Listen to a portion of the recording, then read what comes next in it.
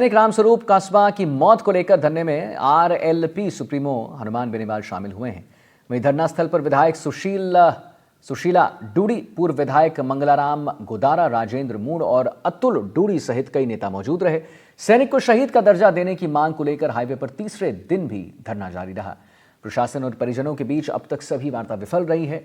वहीं सुरक्षा के मद्देनजर धरना स्थल पर पुलिस का अतिरिक्त जाब्ता भी तैनात है। राजस्थान की सरकार, केंद्र की सरकार आज तक उसके साथ में क्यों नहीं लौटी?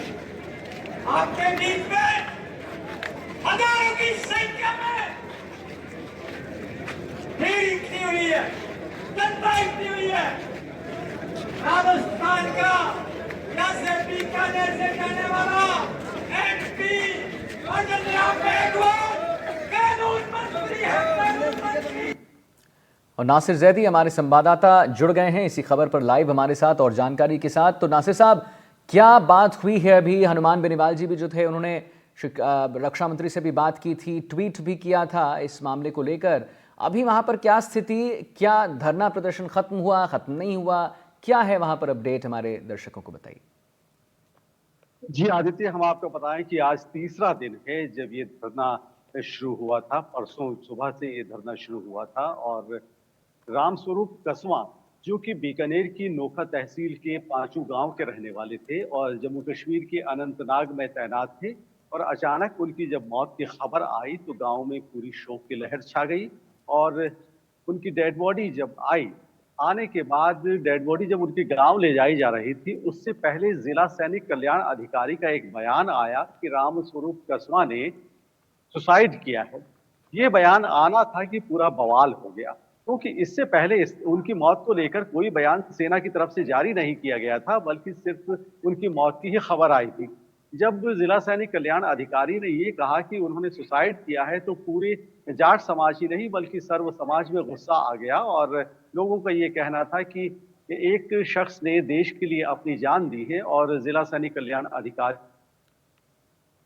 उसे सुसाइड बता रहे हैं। ये एक सैनिक का और शहीद का अपमान है। इस बात को लेकर सर्व समाज आक्रोशित हो गया और उन्होंने यहाँ म्यूजियम सर्किल पर उसी वक्त से धरना शुरू कर दिया।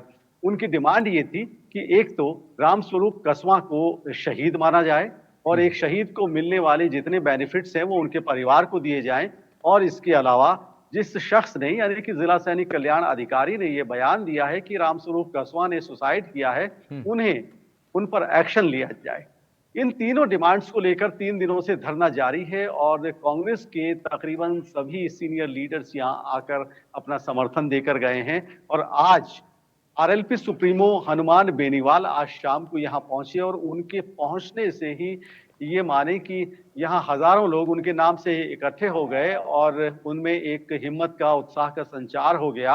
और हनुमान बेनीवाल ने भी अपने जोशो खरोश के साथ पूरा इस धरने को समर्थन दिया और उनका ये कहना था कि एक शख्स जो देश के लिए अपनी जान देता है उसे आत्महत्या बताना ये तमाम शहीदों का अपमान है, सेना का अपमान है। उनका ये भी कहना था कि अगर बीमारी से किसी सैनिक की डेथ हो जाती है तो उसे शहीद माना जाता है, अगर राइफल साफ करते वक्त अगर गोली चल जाए तो उसे शहीद माना जाता है। लेकिन एक शख्स जो अनंतनाग में तैनात है, कश्मीर वैसे भी बड़ा सेंसिटिव इलाका है, वहां पर रामस्वरूप कस्वा तैनात थे और उनकी जब मौत हो गई और उन्हें सुसाइड बताया जा रहा है, ये पूरे देश का अपमान है। तो उन्होंने डिमांड की है कि एक तो उस शख्स के खिलाफ, यानी कि जिला सैनिक कल्याण अधिकारी के खिलाफ सख्त एक्शन लिया जाए। इसके अलावा रामस्वरूप कस्वा को शहीद का दर्जा दिया जाए और साथ ही जितने बेनिफिट्स मिलते हैं एक शहीद की फैमिली को, वो तमाम बेनिफिट्स दिए जाएं। उन्होंने ये कहा कि मेरा पूरा समर्थन है और उन्होंने कई और बातें भी कही। उन्होंने ये कहा कि सरकार एक तरफ अग्निवीर योजना लेके आती है और बाद में जब विरोध होता है तो वो उन्हें पेंशन देने की बात करती है। इस तरह की भी बात की। जी आदित्य। ठीक है नासिर साहब, बहुत बहुत धन्यवाद महत्वपूर्ण जानकारी देने के लिए।